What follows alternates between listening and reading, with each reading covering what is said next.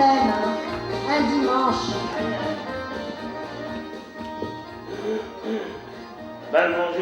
Bonjour mesdames. Bonjour les messieurs.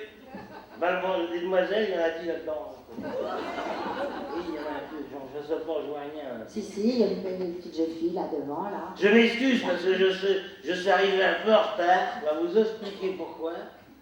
Mais il y a peut-être un point de fumer là-dedans. Ah non, sûrement pas. Et tiens, si ça continue, on ne saura plus où fumer. On la fume tout à l'heure. On la fumera plus tard. Je disais donc que je suis arrivé un peu en retard, rapport à la grand-mère. On accorde la grand-mère à la maison, 92 ans, qu'on n'a pas manqué de la perdre il y a 2 ans avec la canicule, qu'elle nous avons fait une jeune flexion de poitrine, la bonne femme, si bien que cet été, dès qu'il faisait un peu chaud, on la mettait au frais dans le solier.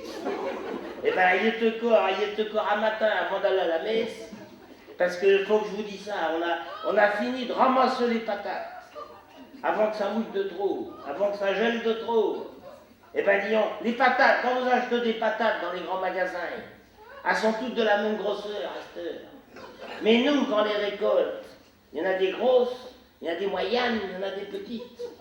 Eh bien, ça fait 3 jours que la grand-mère est à trier ça dans le solier. Allez me pas faire ça. Tiens, attends, elle m'en a donné une. Elle m'en a donné une. Elle dit, oh, qu'a dit, regarde-toi celle-là. Elle dit, elle a une drôle de forme. Oh, elle dit, ça me rappelle les roubignoles du grand-père dans le temps. Oh, dame, je dis, point. Elles n'étaient pas aussi grosses. Oh, elle dit non, mais elles étaient aussi sales. Oh. Je ne suis pas venu là pour vous raconter des conneries comme ça. Je suis venu pour vous chanter une petite chanson bas de chemin, que ça s'appelle Isabelle de le printemps. Je ne sais pas si c'est la lune ou caille, mais je suis à moitié en guerouille en ce moment. Vous n'avez rien à craindre devant. Je renifle et je ne crache pas. Je suis passé à la pharmacie. Je vais me déboucher les tuyaux avant de commencer. Adam, ça dégage, ça dégage.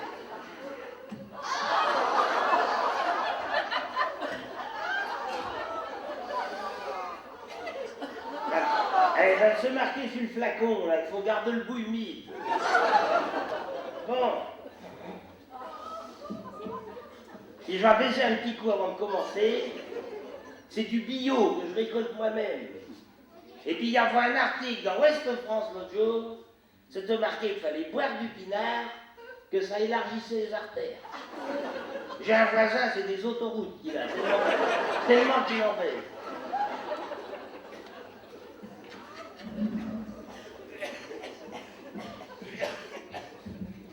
Puis je crois pas qu'elle va débrancher, parce que je vais avoir 20 chances là-dessus. Très bon.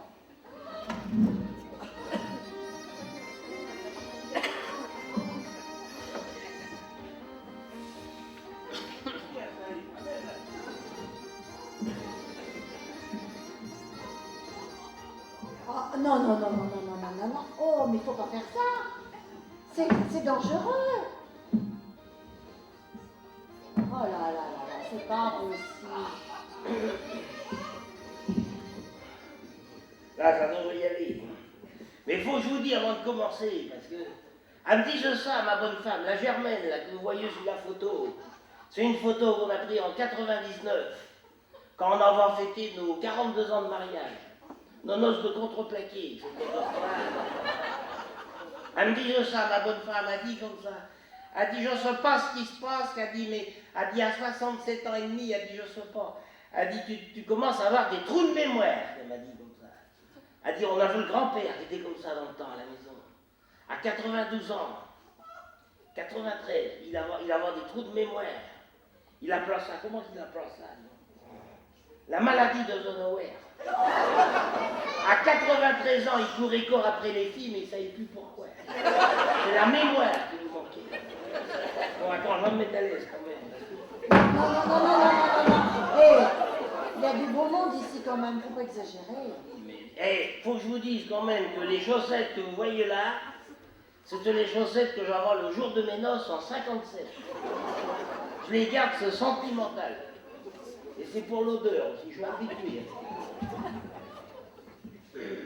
Alors, faut que je vous dise aussi, avant de commencer, j'ai appris à jouer de la guitare dans le temps, vu que j'en ai fait mon régiment avec Guy Bénard.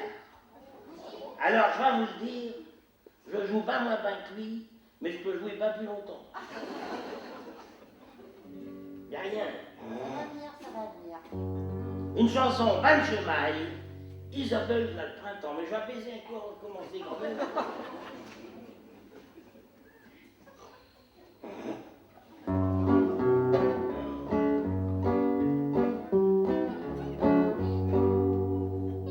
Vous entendez qui la guitare là? Oui, moi aussi.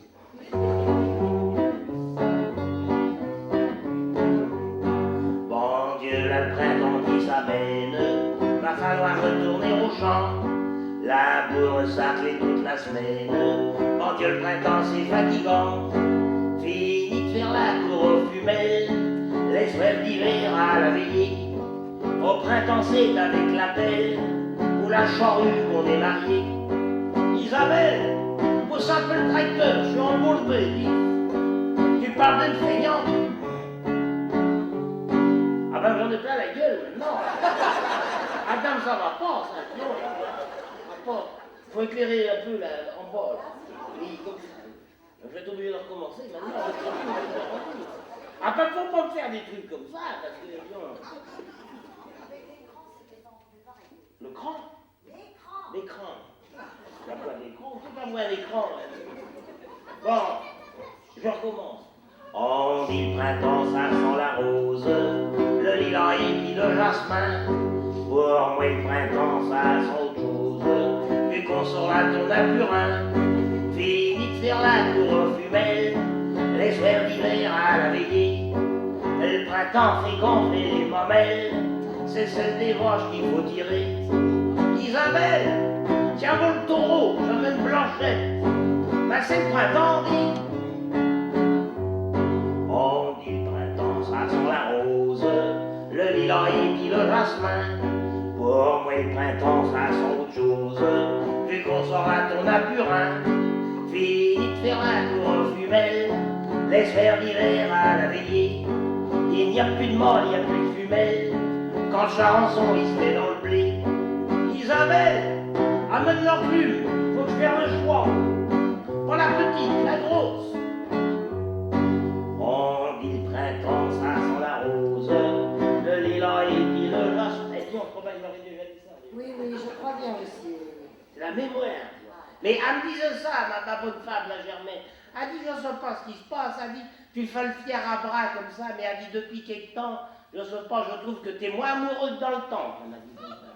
Elle dit, rappelle-toi au début, quand te mariais, en faisant l'amour, j'avais même pas le temps de retirer mes chaussettes. À cette heure, j'ai le temps d'en tricoter 3 paires. C'est vous dire que ça ramollit tout ça quand même. Et puis elle dit, méfie-te donc, parce que, elle dit, à ton âge, là, il y a des gars qui font des infrastructures. Tous les matins, il y en a une marque dans le journal. Tous les matins. Tiens, pas plus tard que la semaine dernière, dans le bout du village, contre chez nous, il y avait un arabe, là, qui vivait à Bongo. Et ben il a fait une rupture d'intégrisme. Ça l'a emmené un quart d'heure. Ça fait bien voir que ça attaque tout le monde quand même. Et vous savez qu'elle m'avait fait peur, ma bonne femme. Je pris ma bicyclette, je suis monté au bourg. Je dis, je vais aller voir le docteur. Il y a un bon moment que je n'ai pas été le voir. Mais je vais finir, je ne vais pas finir la chanson. Non, non, non, non. Je vais finir la Ça chanson. vous plaire. Le blé jauni, le printemps se termine. Arrive le repos de la Saint-Jean. Les gars vont courir les gamines. Ils vont faire des choses, les malhonnêtes. On va refaire la cour aux fumelles, puisque la Saint-Jean est revenue. 20 ans par là, mon Isabelle, on va rattraper le temps perdu. Allez, Hugues, tu parles d'une feignante, dis. Hop.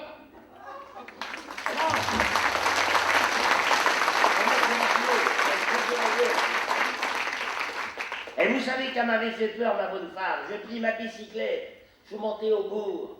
J'arrive chez le docteur, personne dans la salle d'attente. À craindre qu'il y avait une maille de malade ce jour-là. Il me l'a dit, le docteur. Il dit, tiens, le père José, qu'est-ce qui vous amène donc? C'est mon vélo qui m'a amené. Il dit, oui, mais il dit, qu'est-ce qui ne va pas? Même je dis, si je viens vous voir, c'est rapport à la Germaine, ma bonne femme. Elle m'a dit que j'étais moins amoureuse dans le temps, parce que j'en vends peut-être bien, comment qu'elle appelle ça? J'en vends peut-être bien un cactus dans le catadium. Il a dit, déshabillez-vous donc, on va examiner tout ça. Tu parles si je t'en pas embêté, je m'étais jamais déshabillé complètement depuis le conseil de révision. Enfin, la dit pas que je m'exécute. Pendant ce temps-là, le docteur, il te a fouiné dans ses fiches. Ils ont des fiches, à cette heure, les docteurs. Il m'a demandé, il m'a dit comme ça, le dernier coup que vous êtes venu me voir, c'était il y a combien de temps? Oh, donc je dis, si je me rappelle bien, le dernier coup que j'en ai été voir le docteur, c'était il y a un couple d'années. Que j'en ai été le voir rapport à des émeraudes que j'en ai attrapées. Même que le docteur m'envoie demander si c'était des émeraudes internes ou externes. Que je lui avais répondu que chez Maï, ça dépendait des joues. Les miennes, elles étaient semi-pensionnaires. Eh ben, disons, il m'a bien examiné, le docteur. Il devait avoir le temps, parce que vous savez pas qu'ils ont pas le temps, ces gars-là, d'habitude. Il m'a fait une examination complète. Un ketchup, qu'il appelle ça. Il m'a pris ma tentation, il m'a fait un électro en cellophane, et puis après, il m'a demandé si je vais avoir de la température le matin. Ah, dame, je dis, depuis que le gamin a pas sur le thermostat, il y a longtemps qu'on se température plus à la maison. Il a dit, c'est pas grave, je vais vous faire une prise de sang. Il m'en a pas suturé un millilitre, ce grand petit garçon. Et puis après, il est parti avec le bocal pour analyser tout ça. Il a été parti un bon moment. Je dis, il va pas revenir. Et bien, il est revenu. Et c'est là qu'il m'a dit, le père José, j'ai analysé tout ça. Comment qu'il m'a dit? Il m'a dit que j'en vois trop de Groupama dans le sang. Et c'est là qu'il m'a dit qu'il fallait que je baisse que 2 verres par jour. Et c'est depuis ce jour-là que j'ai agrandi les verres. Ah ben, il faut être malin avec les docteurs. Et c'est pas parce qu'ils ont fait des études, ces gars-là, qui sont plus fins. Et pour finir, vous savez quoi ce qu'il m'a dit le docteur? Il m'a dit, le père José, c'est pas un infractus que vous faites. Vous faites du diabète. Du diabète. Qu'est-ce que c'est donc ce truc-là? Il me l'a dit, le docteur. Il dit, je vais vous expliquer ça simplement. Le diabète, c'est comme qui dirait l'autre, comme si vous auriez du sucre dans les urines. Je dis du sucre dans les urines, pareil. Ah mais je réfléchis, disons. Cet été, au mois de juillet, là, quand il faisait un bachao, j'avais pas remarqué que j'avais quelques abeilles qui me tournaient en toute la fraguette. Ça va être le début déjà dans ce temps-là. Et puis en repassant là-dedans, et je dis, mais la Germaine, ma bonne femme, si elle couche encore avec moi, c'est donc plus par amour, c'est par gourmandise. Eh bien, toujours est-il que le docteur, il m'a fait une ordonnance. En me retournant chez nous, je me suis arrêté à la pharmacie. Le pharmacien, il m'a donné une boîte de suppositoires. Eh bien, tiens, essaye donc de mettre des suppositoires, toi, quand il fait bachao. Ça te fond dans les dailles avant d'être rendu dedans. Et je trouvais la combine, la boîte de suppositoires. Je l'ai mis au congélateur. Les suppositoires sont durs comme du bois. Tu te les mets le soir, le lendemain matin, ils sont encore pas fondus. Ah ben c'est très efficace, très efficace. Et puis le pharmacien, il m'a donné 2 boîtes de Viagra. Des petits dragées bleus. C'est sucré, ça aussi. J'en ai sucé 12 en me retournant à bicyclette. Ah, je ne sais pas ce qui se passait. Je ne sais pas si c'est l'effet des dragées, si c'est qu'il faisait beau ce jour-là, que quand je suis arrivé chez nous à la ferme, ma bonne femme était dans le bout du champ. Pas quand je suis en avant à cueillir les haricots, je dis non de Dieu, je vais lui faire son affaire. Elle a vibré comme jamais elle avait vibré. Enfin, faut dire, je l'avais couché sur la clôture électrique. Il n'y avait pas ça dans le temps.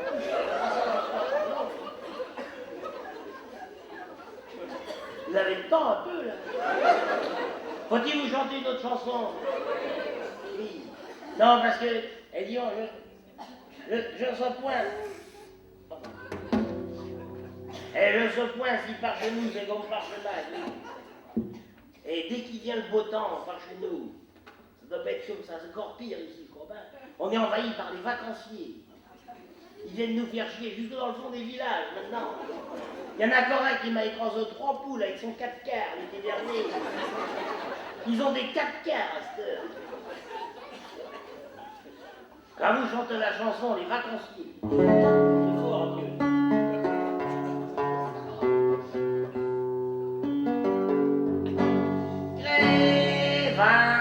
Dieu, v'là l'été, les vacanciers vont arriver.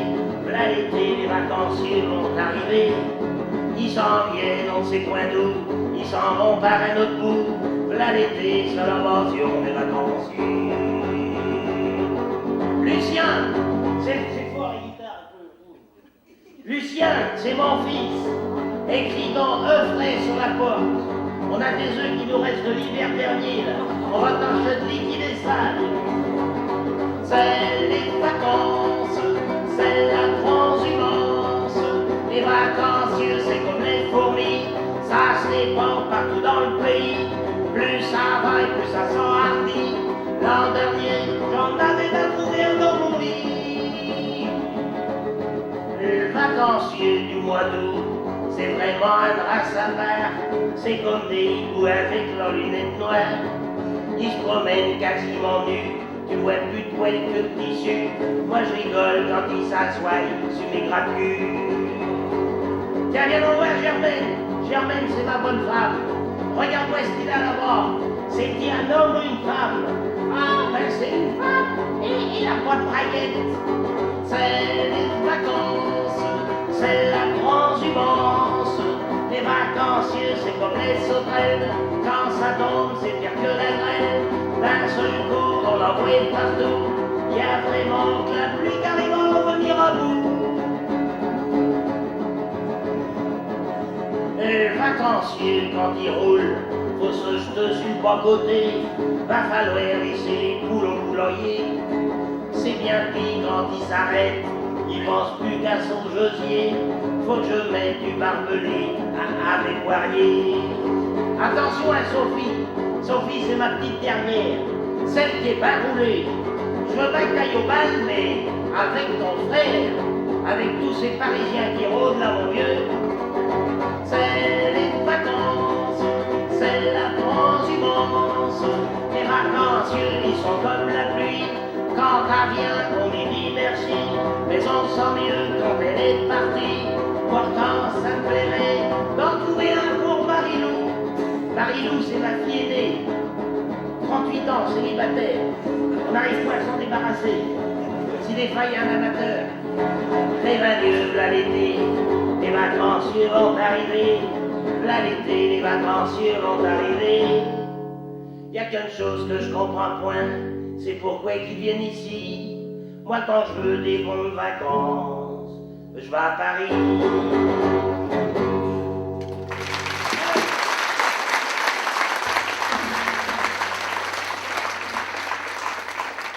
Je ne sais pas ce qui se passe. Je choue à la tête et je frottille. Ah ben, Je dois bien trouver quelque chose. Je sais pas, attends. oui, mais enfin avec les chaussettes aussi. Je vais remettre tout ça. Ça va tenir chaud. Oui, ça tient chaud la paille, hein. C'est vrai, c'est bien connu. Ouais. Non, parce que je ne suis pas venu là pour vous raconter ma vie, mais un petit peu quand même. Alors, faut que je vous dise quand même que, je vous le disais tout à l'heure, que je me suis marié en 57 avec ma bonne femme. 57. Je me rappelle pas de l'année, parce que c'est cette année-là que j'ai acheté la 2 chevaux camionnette. Même que tant d'années après, j'ai encore la bonne femme et la bagnole. La bagnole commence à percer un peu en dessous. La bonne femme, ça va encore. Mais quand je vous dis qu'on se mariait en 57, on s'est fréquenté pendant 4 années avant. On se fréquentait dans ce temps-là. Mais je la connaissais depuis belle lurette parce que, disons, elle était du même pays que moi, ma bonne femme, là. Et tous les dimanches matins, elle allait à la messe avec sa mère. Je ne sais pas si vous avez remarqué ça à cette heure, les bonnes femmes. Elles n'ont plus de poils aux pattes comme dans le temps. Ça devait être le Roundup qui a fait ça. Il n'y en avait pas dans ce temps-là. Mais dans ce temps-là, il y en avait. Il y en avait. Et ma bonne femme qui sortait de l'église tous les dimanches matins avec sa mère, j'étais au bistrot, juste en face, avec les copains. Il me l'a dit, le copain, il dit, regarde donc, la Germaine qui sort de la messe, qui descend les marches, un beau brin de fille. Puis il dit, quand tu vois du foin sur les barreaux de l'échelle comme ça, c'est signe qu'il y en a une belle boîte au grenier. Eh ben, je n'ai pas été déçu non plus. Je n'ai pas été déçu. On s'est mariés en 57, on te parie. À Damon de Paris, quand on s'est mariés. On s'est mis à notre compte, j'avais 5 hectares de terre. On a démarré avec 6 vaches. On ne te pas riche, mais on te amoureux dans ce temps-là. Elle me disait toujours, ma bonne femme, ah, mon José, on n'est pas riche, mais on est amoureux. T'as peut-être pas d'action en bourse, mais t'as souvent les bourses en action. Elle me disait ça, ma bonne femme, au début. Au début. Mais on a démarré de rien. On a démarré de la France d'en bas, comme dit l'autre, là, vous savez bien, qu'on ne voit plus. Il a disparu. Et puis on a travaillé. On travaillait jusqu'à 28 heures par jour l'été. Au mois de juin, quand les jours étaient longs, qu'on avait les choux à piquer et tout ça, le foin ramassé. Et puis dans ce temps-là, on faisait tout à la main. On tirait les vaches à la main, on liait les gerbes à la main, on m'étendait le fumier à la main, on piquait les choux à la main, on fendait les billettes à la main, on cholait les choux à la main, on faisait tout à la main. Même ma bonne femme la faisant à la main. Eh bien, je vais vous le dire, après avoir travaillé comme ça, à cette heure, j'ai 117 hectares d'un seul tenant. On te démembrait, ils nous ont remembré tout ça.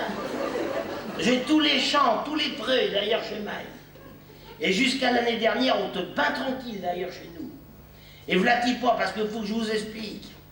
D'ailleurs chez Maï, le long de mes champs, le long de mes prés, sur la gauche, il y a une petite rivière qui coule, la Mouillette. Attends, il n'y avait pas beaucoup d'eau cet été, ça manque d'eau à cette heure. Ah oui, ça c'est vrai. Heureusement, on n'en voit pas beaucoup. Et sur la drette, jusqu'au fond, il y avait un chemin de fer qui passait longtemps. Attends, il n'y a pas longtemps qu'il passe plus de train. Et quand il passait des trains dans le temps, il ne passait pas de gros trains.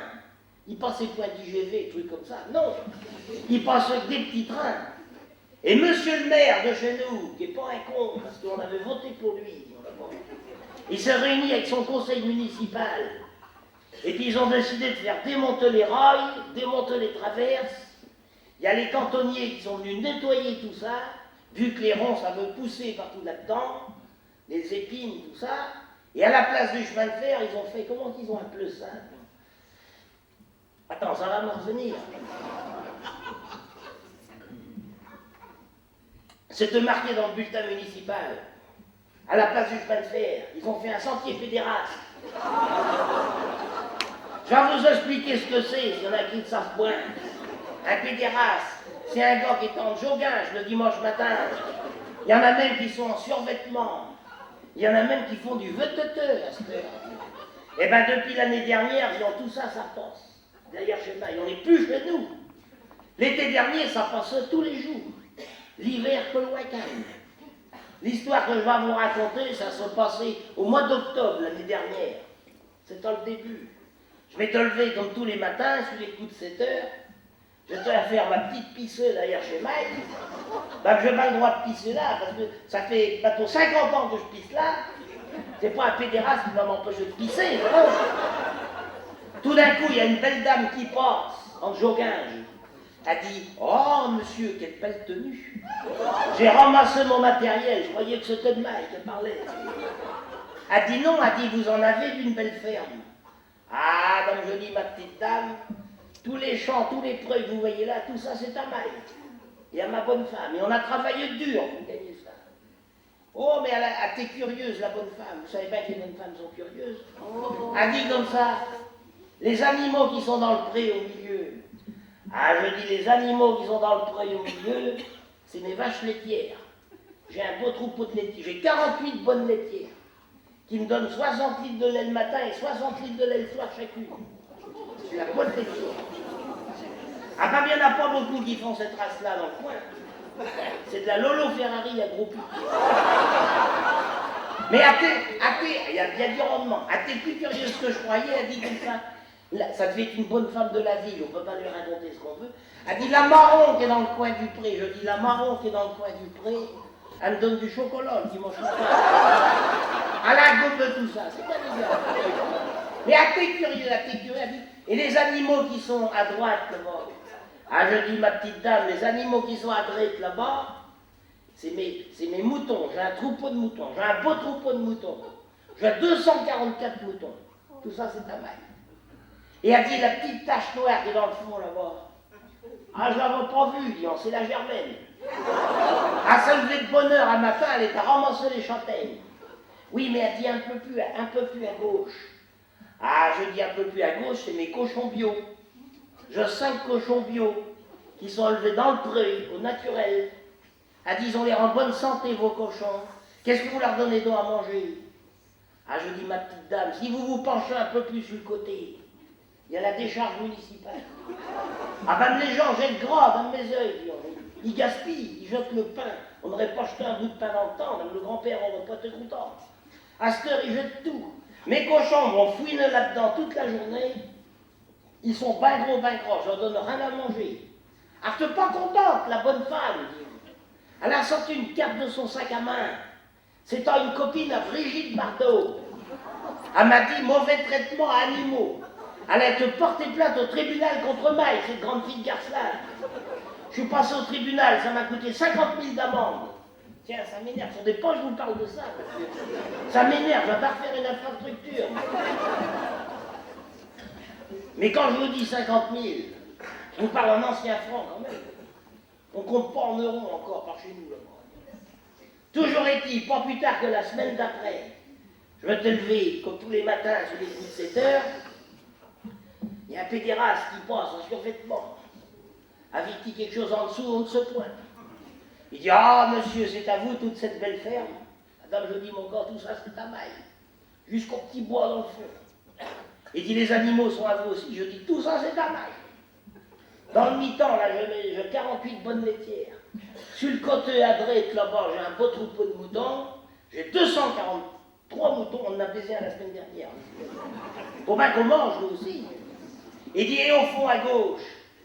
Ah, je dis, au fond à gauche, c'est mes cochons bio. Il dit, ils ont l'air bien gros, vos cochons. Il dit, qu'est-ce que vous leur donnez d'eau à manger? Ah, je dis, je vais pas me faire baiser comme la semaine dernière. Je dis, mon gars, mes cochons, je leur fais venir des pommes de terre nouvelles du Maroc, en sac de 100 kilos. Ils mangent ça du 1er janvier au 31 décembre. Et mes cochons sont bien gros, bien grands. Il n'est pas content, le gars. Il a sorti une carte de son portefeuille. Il faisant partie du comité de la faim dans le monde. Il dit, vous n'avez pas honte de donner des pommes de terre qui viennent d'Afrique à des cochons, alors qu'il y a plein de petits Africains qui meurent de faim tous les jours? C'est une honte. Il m'a ramené au tribunal, ça m'a encore coûté 50 000. Attends, je dis là. Eh bien, figurez-vous qu'il y a eu un 3e coup. Et je me rappelle bien, parce que c'est un dimanche matin. Je sais point si vous faites la grosse matinée le dimanche matin, mais par chez nous, là-bas, on se lève encore plus de bonne heure que d'habitude. Vu que ma bonne femme va toujours à la messe, et qu'on n'a plus de curé par chez nous. Le curé de chez nous, là-bas, fait 7 paroisses à lui tout seul. Si bien que le dimanche matin, ma bonne femme se lève de bonne heure, parce qu'elle est obligée de le pister avec sa mobilette pour savoir où qui dit la messe. Mais faudra pas répéter. Mais ma bonne femme, elle va corps à la messe, mais elle ne veut plus aller à la communion. Vous savez quoi qui donne la communion par chez nous? L'inséminateur. Elle dit, c'est-il seulement laver les mains avant de venir, avec toutes les maladies qu'il y a mes œils. Toujours est-il, je m'étais levé comme d'habitude, j'étais à faire ça pisse en bain, disons. Ma bonne femme m'avait fait du bouillon de poireau, la veille. Ça fait pisser. Tout d'un coup, il y a une belle demoiselle qui passe, en veteteux. Oh, monsieur, quelle belle ferme. Je dis, tout ça, c'est ta maille.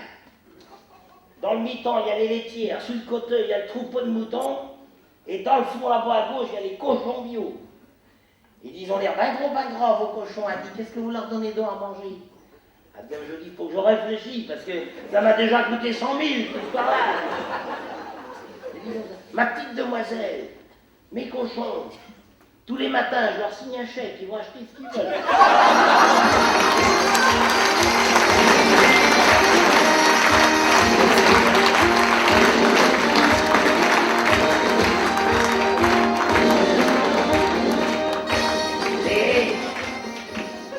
Et ça me fait penser là-dedans. Parce qu'il faut que je vous explique. Ma bonne femme, la Germaine, elle est venue à la messe à Guérande ce matin. Elle m'a dit qu'il fallait aller la chercher à la sortie de la messe. Ça devait être fini à ce temps-là. Évidemment que c'est fini. À deux états Longtemps. à deux états à attendre sur la place de l'église, là-bas. Oh. Ah non, je ne l'ai pas oublié, il va falloir que je vais la chercher. Oh, ben c'est pas bien, c'est pas gentil ça. Je suis retourné chercher les légumes chez nous, tout ça. Elle va hucher encore. Oh, c'est pas vrai, Germaine est très gentille. Mais elle a des copines dans le bourg là. N'empêche, c'est pas pour dire, mais avec ma bonne femme, là, on a eu 3 enfants quand même. Ah ben, on n'en voulait pas plus, vu qu'on voulait élever des vaches. Ah ben, on ne peut pas tout élever non plus. Dans la vie, il faut choisir. Mais on a eu 3 enfants. Marie-Lou, ma fille aînée, 38 ans, célibataire. Vous avez de la chance, elle est venue là, vous allez la voir tout à l'heure. Je sais pas, elle est montée à Paris, elle est chanteuse des rues là-bas. Mais vous allez voir, je trouve qu'elle a un drôle de genre. Elle doit faire les bordures pour arrondir les fins de mois. Je ne sais pas. Ah, puis même elle est fière depuis qu'elle est là-bas, elle ne cause plus, elle ne cause plus. Lucien, le fiston, 34 ans. Il est resté avec nous à la ferme. On a-tu été embêtés avec ce pigolage? Il a tout le temps été maladif. Déjà à la naissance, il ne voulait point sortir. Je me rappelle bien, il y avait la sage-femme qui était là, il est né à la maison. Elle disait comme ça, je ne vais pas rester toute la journée à attendre, j'ai autre chose à faire que ça. Et bien il est sorti de là-dedans, il était tout rouge. Elle l'a dit l'infirmière, 5 minutes depuis, t'es trop cuit. Et bien l'année d'après, on a été obligé de le faire opérer des animaux. Quand il a attrapé 3 ans, il nous avoir fait une érection sur les parties géniales. Et puis je ce point, avec 5-6 ans, quand il a commencé à aller à l'école, il est revenu le saille avec un papier de l'instituteur. Il lui a passé la visite médicale à mon Lucien. C'était marqué sur le papier, votre fils Lucien est presbyte. Ah, je dis, mon petit gars, ça va pas se passer comme ça. Je trouve que les parents sont pas trop mou avec les gosses à cette heure. On n'était pas plus sévère de notre temps. Il s'est déjà pris 2 grandes calottes dans sa figure. Et puis je te trouvais l'instituteur, je dis, je te ce point, si mon gars est presbyte à l'école, mais il est pas casse-couille pendant les vacances. Et bien pour finir, il nous a fait les oreillons l'année dernière. Il est juste moi ramasser les œufs, mes œufs. Et puis j'ai ma petite dernière, Sophie, 26 ans, belle comme la Germaine quand je l'ai connue. Non, parce que, et quand je l'ai connue, tiens, va vous faire voir un truc que je ne peux pas voir souvent. C'est une photo qui date de quand on te fiançait tous les deux.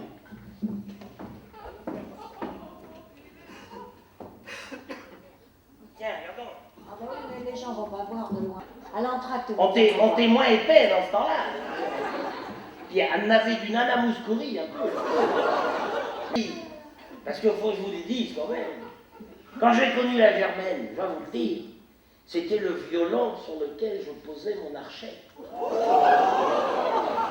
Mais depuis qu'elle a glissé sur une bouse dans l'écurie, c'était il y a 2 ans, le matin du mardi gras, ça devait glisser ce jour-là, elle s'est cassé les 2 raffarins. Mais non, ça s'appelle les ministres.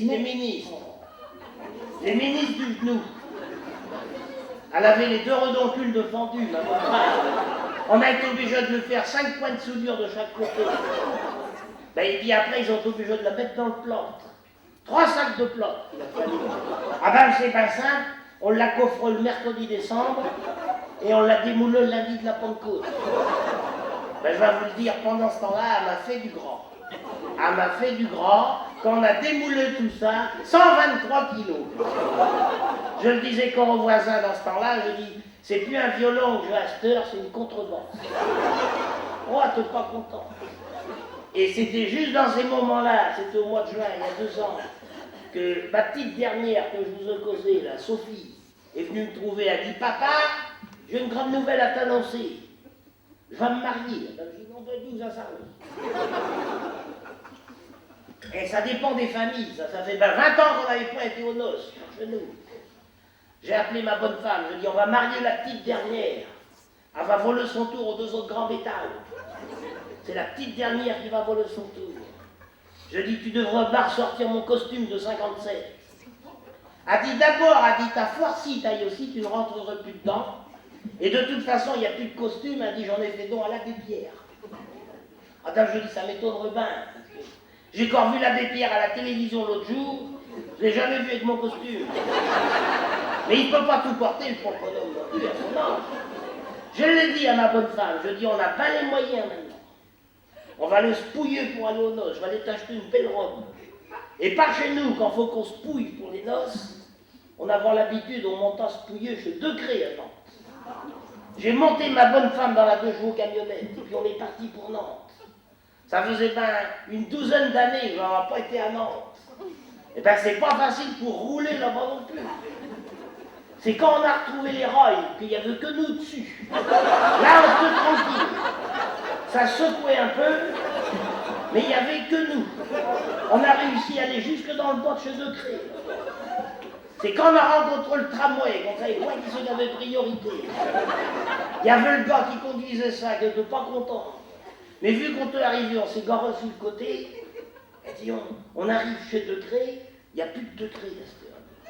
On est rentré dans un autre magasin. Je demandais à la vendeuse, je dis, vu qu'on va marier la petite dernière, qu'a volé son tour aux 2 autres grands bétails, je viens acheter une belle robe pour ma bonne femme.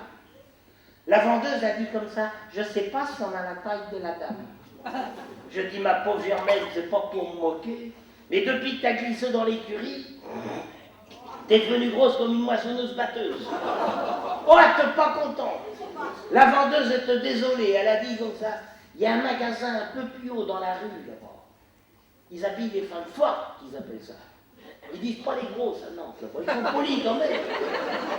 J'ai emmené ma bonne femme dans l'autre magasin. J'ai réussi à la rentrer dans le magasin. Elle a réussi à rentrer dans une robe. Elle arrive pas à ressortir. Je dis, ma pauvre bonne femme, mais je dis, t'es devenue grosse comme une moissonneuse. À te vexer. Elle est revenue de Nantes, elle n'a rien acheté du tout. D'habitude, dans la bagnole, elle n'arrête pas de dire. Et mets donc ton clignotant quand tu tournes. As-tu attaché ta ceinture? Attention, il y en a un qui te suit derrière. Faut que tu le freines, il y en a un qui s'arrête devant. Elle n'a pas ouvert sa goule. On est arrivé à la maison, c'est Mike qui a fait chauffer le vermicelle. Elle ouvre juste le bec pour mettre la cuillère. Je dis là, elle est vexée. Je sais point comment caler votre bonne femme quand les bouquets comme ça. Mais Mike, je connais bien la mienne. Quand les bouquets comme ça, il y en a 20 pour 3 semaines avant de la débouquer. Et les noces sont dans 15 jours. On est point de la classe. Là, tu pas qu'on se met dans le plumard après manger. Hôtel du cul tourné. Au bout d'un moment, je la sens en bas qui ragalait de son côté. Comme ça. Alors je dis, j'ai peut-être bien été un peu fort quand même. Je lui caressé l'épaule comme ça, tendrement. Elle s'est retournée d'un coup sec comme ça. Elle dit comme ça, faut pas croire que je vais mettre la moissonneuse batteuse en route pour un petit brin de paille comme ça.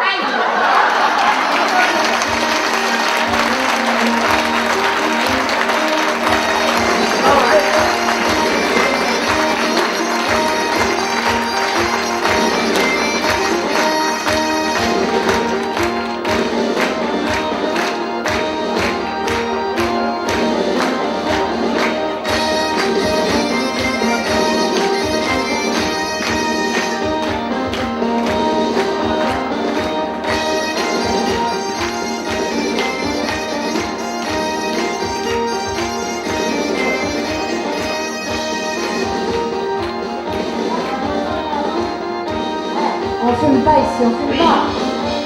Allez, dehors. J'allais la chercher, ma bonne femme.